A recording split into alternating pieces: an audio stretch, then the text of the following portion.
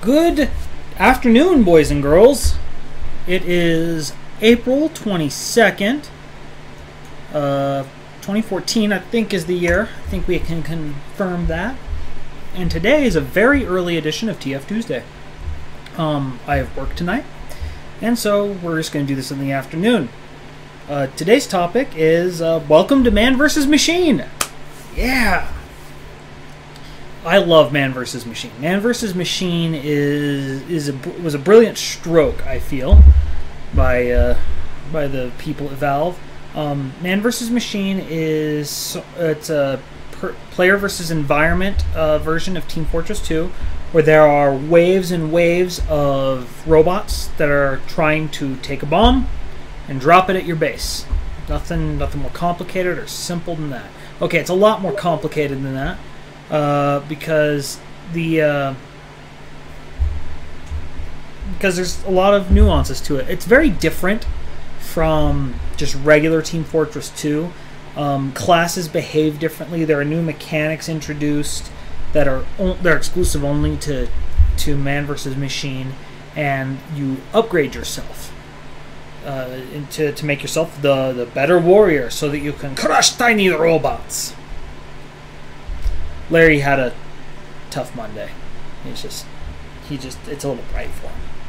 He drank a lot. Anyway, Man vs. Machine. I'm just going to go down each class, sort of explain the classes, explain if there's. In fact, this is probably a good one to get a notepad up on. Get the notepad all up ons. We're just gonna move that there. Add screen region. Kaboom.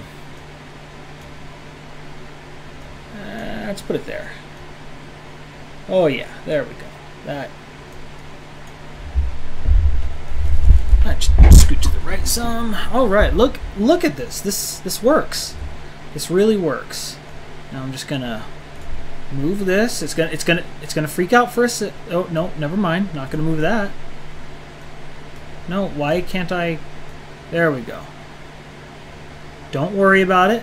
That's not gonna be there for long. Okay, we're good. We are good. All right. So first thing we need to discuss is is how the waves of robots work. It'll tell you at the beginning of each round where what's coming out, how many waves of what, and so it won't just say just plain Demoman. It'll have a symbol, and because different robots do different things. There are, for example, just regular scouts that just come, they try and run past you with the bomb. It's that simple. They just have the regular scatter gun. But there are also scouts that have the Sandman, which is the bat that they can hit a baseball at you to try to stun you, and its symbol will be a baseball bat. There are soldiers of various, using the various rocket packs. There are demo men, there are demo knights, the ones that just charge at you with their sword. There are spies, snipers. It really depends, unit to unit, what you're facing. There's also giant robots. The giant robots, those can get mean real quick. For example, giant crit Pyros. Their fire stream is really long, and it's all critical. How about mass? I'm trying to remember what it's called. But basically, it's rapid fire Demoman. They don't just fire one grenade; it's like 7 grenades, and like a machine gun. Great face there. I'm amazing. Next up, I could sit here and just go over all the different types. You're going to have to learn it as you go. You can look this up on a wiki to see what all the various types do, but the ones you really need to know about, the ones that'll really mess you up if you don't understand what they do, are the following. Uber medics. These are medics that come with fully charged Ubers. They typically come with larger robots. This is where you need to kill them all before you damage them. So you need something like, say, a Demoman or a sniper to completely take them down. Because if they get slightly damaged at all, you get killed. Next, spies do show up in this mode, and they have about twice the health as a normal spy. So as soon as the announcer lady says spies are coming, you better be paying attention, because otherwise they're gonna mess you up. There are snipers, and then the other ones you really got to be aware of are the giant scouts. The giant scouts are even faster than a regular scout and have a lot more hit points. So you got to have some way of dealing with that. So let's focus on each class. So let's just start with Scout. Right? Scout. Fun. Okay, so the Scout occupies a different role in Man vs. Machine than he does in regular TF2. The Scout, whenever you kill a robot, they drop money. And the Scout is the class that's basically the designated money collector. The money is magnetically attracted to a Scout, and so the Scout runs around trying to pick up money. That means the Scout ends up, let's just type money collector. The Scout ends up being at the front lines a lot. Now, luckily for the Scout, the more money he picks up, the money...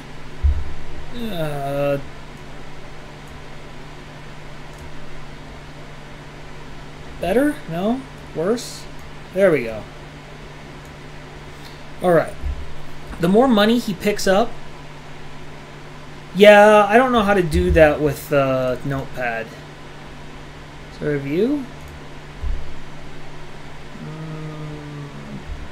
No. Ooh, maybe. I've never actually tried to do this, and oh wow. I didn't even know you could change the size. We good now? We could go bigger. We must go bigger. There we go. I think we're better. Okay, Scout's the money collector. Every dollar the Scout picks up increases his health. So the Scout has the same base health as he normally does, but he gets overhealed by cash. And so he's wanting to run through and pick up as much cash as possible.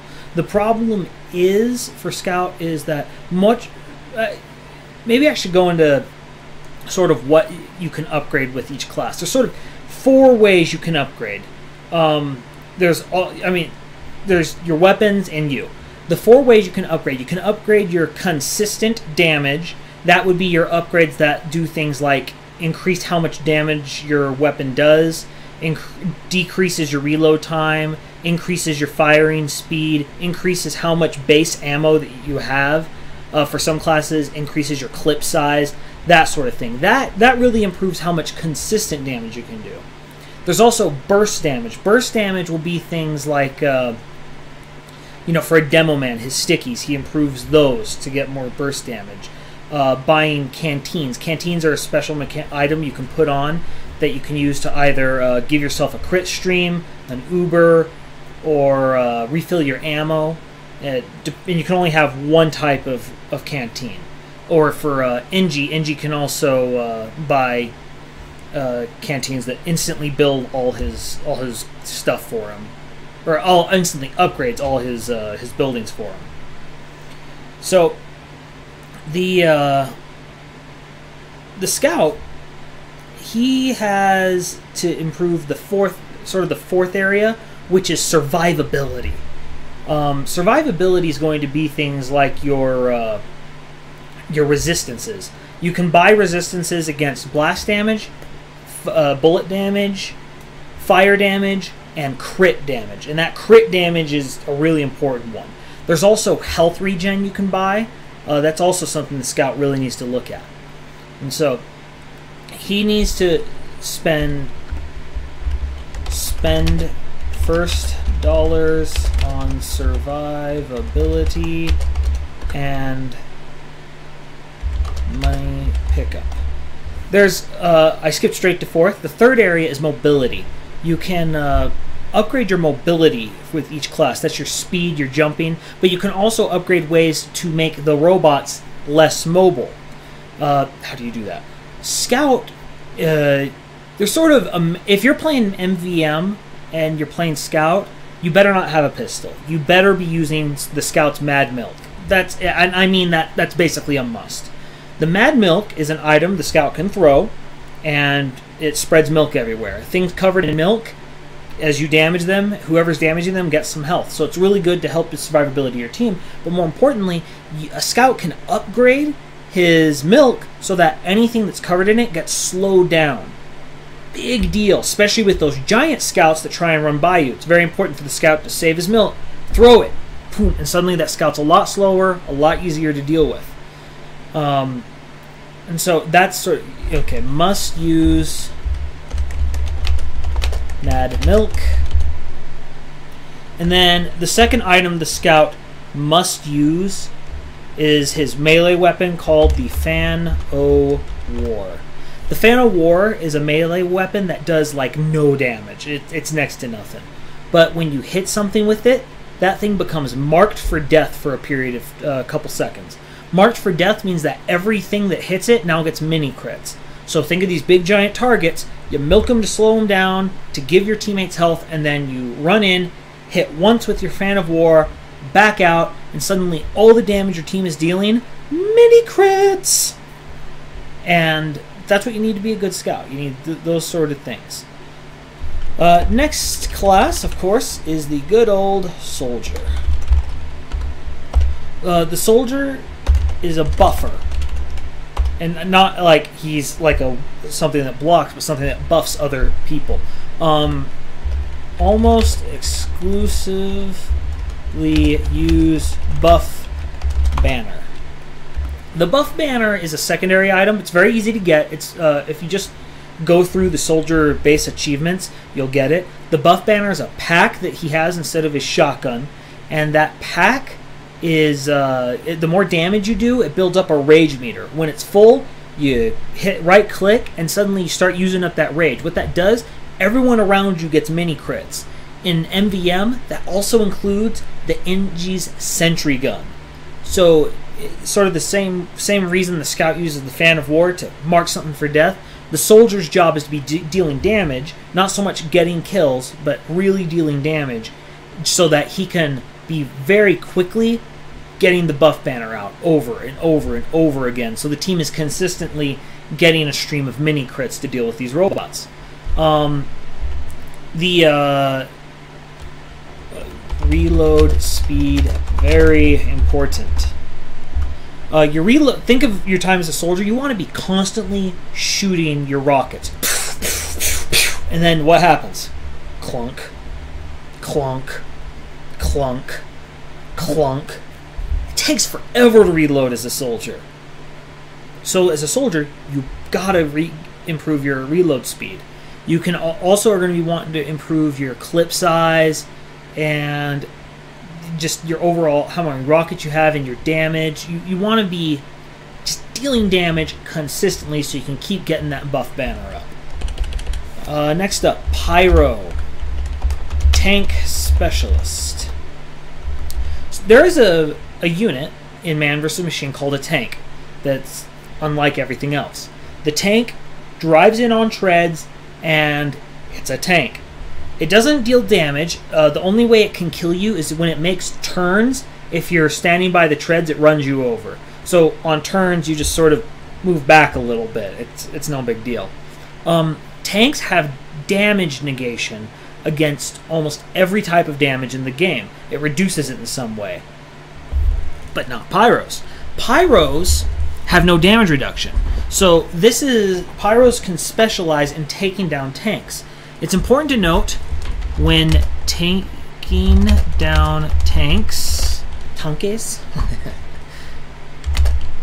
upgrade ammo capacity and damage. Now, there's two types of damage a Pyro can upgrade. That's going to be his base damage and his burn damage. Almost exclusively as Pyro, you just ignore burn damage and burn time. That's how long something stays on fire after you've burned it, or after you've lit it on fire, and how much damage each tick of flame does. Well, to be honest, I mean, you should be killing small robots really fast, and the tank can't light on fire, so you see how this doesn't really help you that much. Similarly, the recommended weapon for the Pyro is the Flognosticator, which I don't even have. I've never gotten it in a random drop, and it's just sad. The Flognosticator is similar to the Pyro's buff banner in that it builds up a meter, the oomph meter. That's my Pyro. It's pretty good, isn't it? The oomph meter is really big on getting that oomph meter built, and then once that oomph meter's is full, you right click, the Pyro will do a taunt, and until that oomph meter's gone, damage reduction and an entire string of crits that doesn't end. Flognosticator's nice. So you upgrade that damage, it builds up the meter even more. So once the Pyro's fully upgraded, he can solo the tank if he has a Flognosticator. The other big deal with Pyro, very squishy. The Pyro, unlike the Scout, doesn't get any cash from picking up money. So their base health is their base health. So Pyro really isn't that viable in regular settings without a tank. And even then, amongst more pro players, the Pyro will be considered something that you switch to later. We'll get to switching classes after this. And yes, my Pyro impression is really good. I'm glad everyone in chat, and by everyone I mean the one person talking in chat, thus everyone agrees. Next up, Demoman. Burst damage! As Demoman, your number one thing you can do is you're the burst damage guy. Your sticky launcher is amazing, and a lot of the same principles that I said about the soldier apply. You really want to get that reload speed up.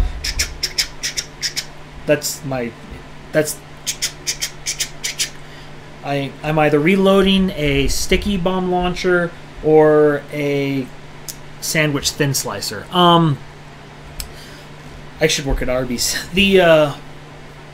When those groups of medics that drop down come, the Demoman is one of the two classes that's best at dealing with it, because with a field of stickies, they can pop all of them at the same time. A lot of people recommend, instead of the vanilla sticky launcher, the Scottish Resistance.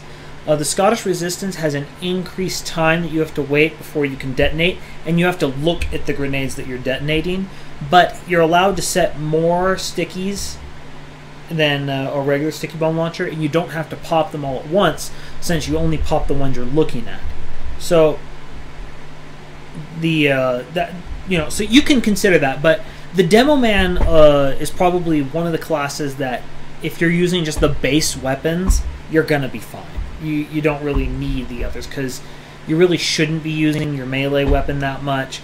You really shouldn't be...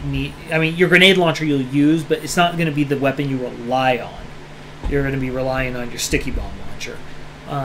So you really need to work with the team and understanding when medics are coming, and get your traps laid so you can get rid of them, so the team doesn't have to wait for Ubers to be finished before they can start damaging the big, giant, scary monsters.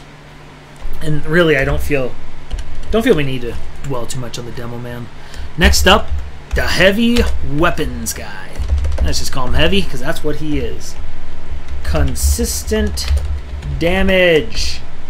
The heavy's weapon, it's the most consistent damage in the game, and just sort of the same as in TF2. It's just he can plop himself down and mow through things. What the heavy really needs to focus on, he doesn't get any chance to increase his damage, so the way he increases his damage output is by increasing his firing speed. Downside, you chew through ammo so fast, and so you're also going to need to be improving your ammo capacity, and knowing where the ammo is, and hopefully you have an engineer, because engineer is basically required for man versus machine. So next, go a little more on the heavy also needs to be survivable. He needs to live. And if you have a medic, that obviously helps, but the heavy's also going to need his resistances. Crit resistance for everyone is important. You can tell if something will have crits by at the very top of the screen before the match starts. It'll be in this sort of area. It'll list everything. If something is circled in a light blue, that means everything it's shooting crits. So get your crit resistances as soon as you see that symbol. You're gonna need it. Yeah, I don't feel he's that complicated. NG, on the other hand, it gets complicated real quick. I'm just gonna put this in all caps. Spend first upgrade on maxing out your dispenser range. That's one of the things the NG can upgrade. His range on his dispenser can be increased. I think it's actually tripled by it. I could be wrong, but it's a huge increase. As NG, and it hurts to say this as an engineer, someone who that's who I've played most of my time in Man vs. Machine as, is your dispenser. Your job is to be dispensing health and ammo to the team. By increasing that range, suddenly that heavy can get closer to the enemy and not have to worry about losing ammo and constantly getting that healing stream. And plus, it means you don't have to be so close to your own dispenser to get the benefit of it. In the simpler ones, I have a text now. Oh, let's see if it's important.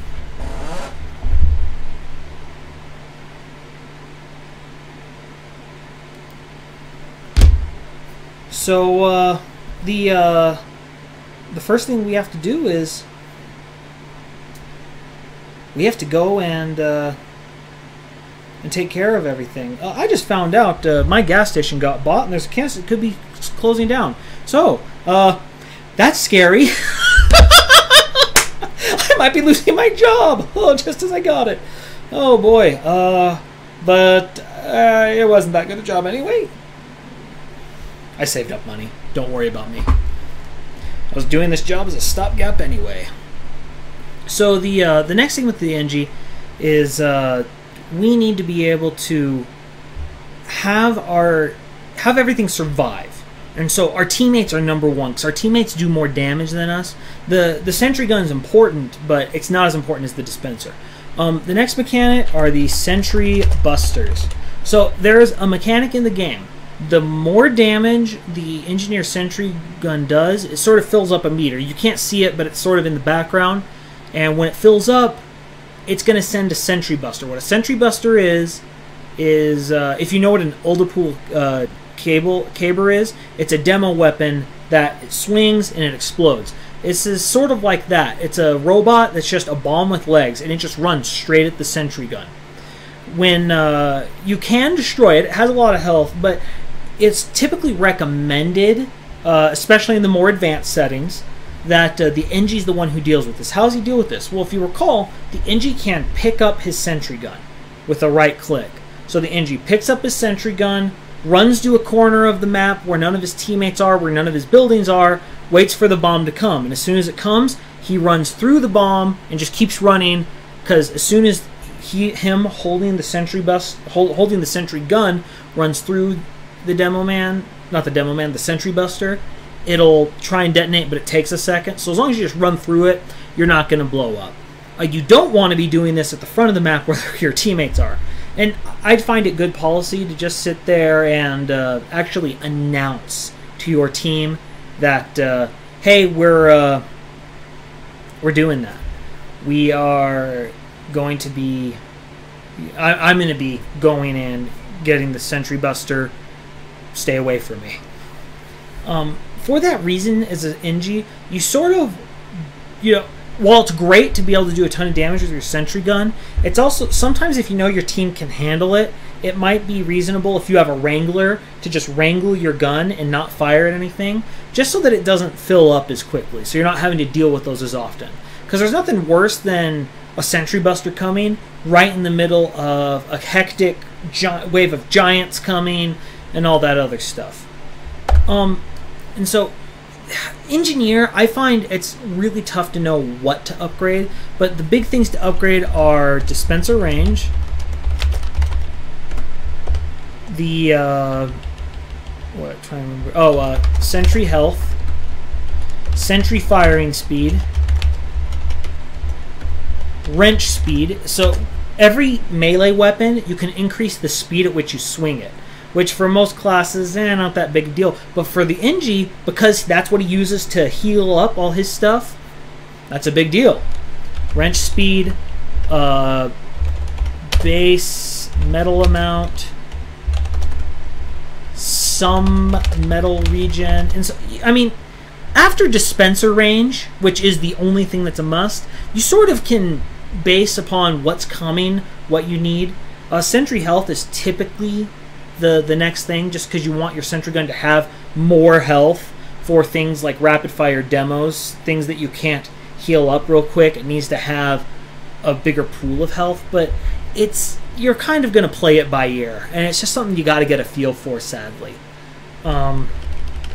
But it's a ton of fun. It's hectic. If you like hectic in your MVM, Engie's a fun one to play. Next up, did Demoman, did Engie, did Heavy, Medic. The Shield.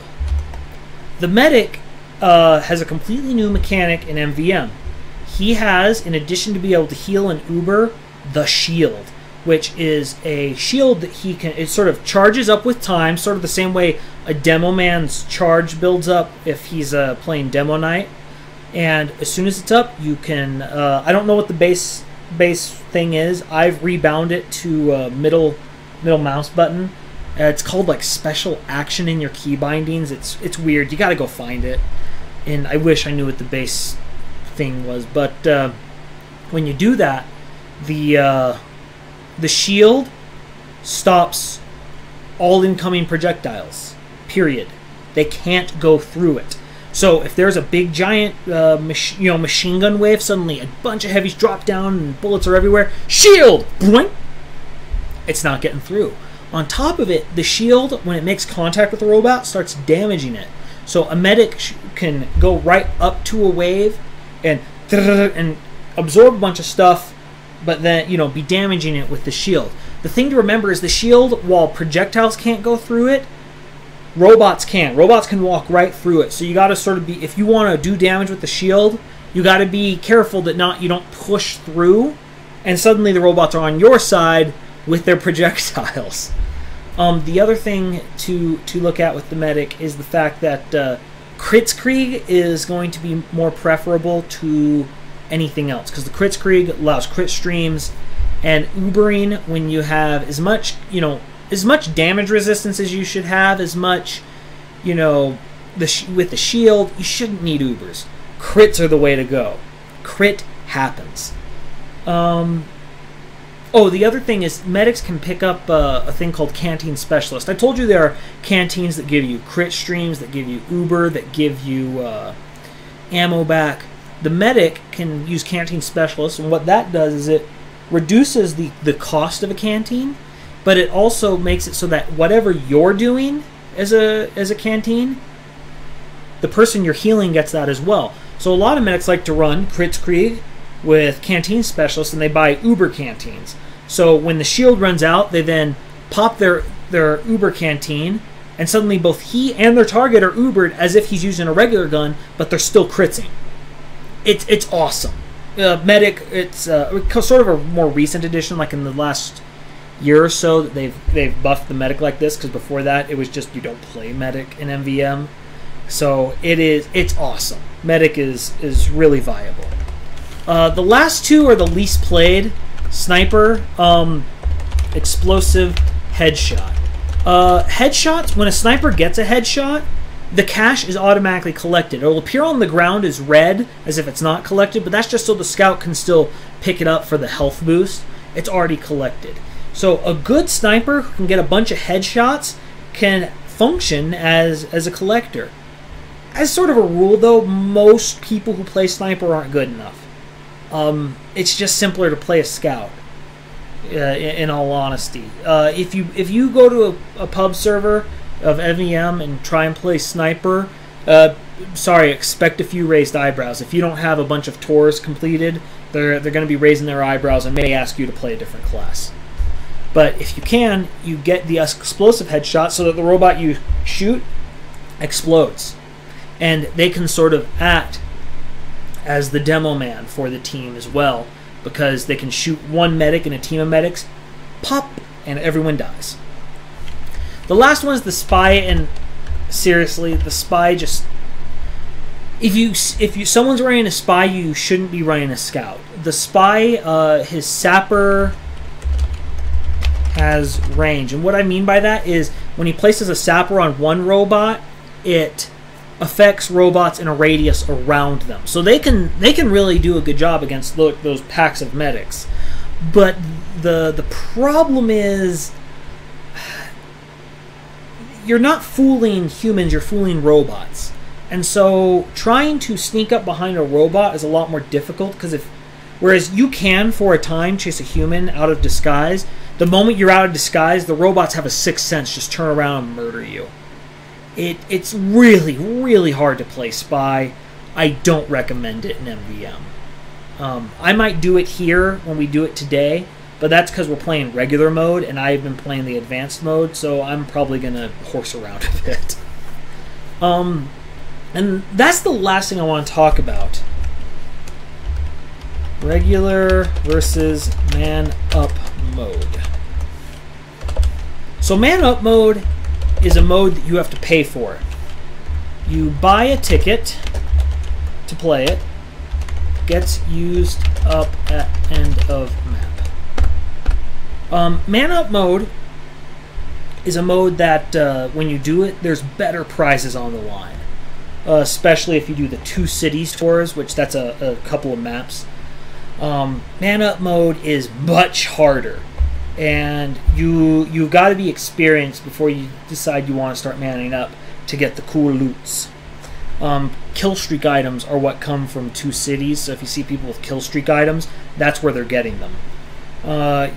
You get less money for one. That's the start of why it's harder. Second, the big boss robots are even more difficult. There's a lot more things with crit. There's a lot more waves of engineer robots, which will try and set up dispensers and teleporters. Engineer bots, when they set up, they just teleport in. They don't walk in the normal way. And if they set up a teleporter, the robots who come out of that teleporter come out Ubered for a couple of seconds. So those teleporters, yeah, kill those. It sends a lot more at you. So by the time you're sitting there trying to take down a man up mode, get prepared for a wake-up call. It hurts. It's not easy. So I recommend, if you know a friend who plays man up and you're interested in it, asking them, hey, I see that you man up. I was wondering if you be interested in doing man up with me, because you got to sort of learn the ropes. And I'm just going to be completely honest. The better someone is at man up, the more intolerant they tend to get at sucking. I hate saying that because I'm starting to get better, but you do get judgmental, and part of it is because unlike the rest of TF2, you're paying for man up mode, and so you don't lose a ticket if you can't get through the map. The tickets only get used up when you actually complete the tour. So there's no risk of losing the money, but you're paying for it, and so you do start to get a little more intolerant. I don't say that because I'm a jerk. No, I'm wonderful. I mean, honestly, ask Larry. No, I say it because you're going to, if you man up with just random pubbers and you see someone with, and you'll find them like 100 tours, 200 tours, get ready to be talked down to. Some of them are nice. In fact, I'd say a lot of them are understanding of newbie players, but also understand that they're really good at this, and they might not want you trying something that you're unfamiliar with. If you're manning up, a recommended class for you might be Demoman or Heavy or Soldier. Those are 3 classes where there's a lot less technical knowledge needed. You just need to know what to upgrade and sort of then just do it. You know, nothing big there. Medic, NG, Scout, those tend to be a little more difficult. So, you know, play them if no one's playing them and you guys need them, but just be aware that you might want to your first I am not a jerk. I'm a wonderful person. I brushed my teeth and everything.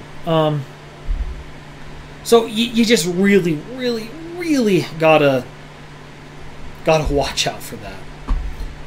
Just know that I think the Man Up as a community is a great community. I don't think it's like the depths of LOL or anything like that. I just want to warn you that some of them can be intolerant. Yeah, them's just the breaks. And a lot of times people will vote kick someone with no tours, someone with 200 tours is with them. And the reason is because they know that person's going to carry their weight. They don't know if you're going to carry your weight. Typically, they're going to at least wait to see if you suck. So there's that. But, you know, if you're not pulling your weight, if you know you're holding back the team, you don't lose your ticket. So you might just say, hey, guys, I'm not pulling my weight. I was trying it out. I'm going to jump out here so that someone a little more experienced might be able to get in. And that's that. It's, you know, and by doing that, people respect that. People respect someone who owns up to their not pulling their weight in MVM, because there's only 6 of you, so it's pretty obvious when someone isn't pulling their weight. That said, I think that's going to end our lecture today, because it's been a longer one. Let's play MVM.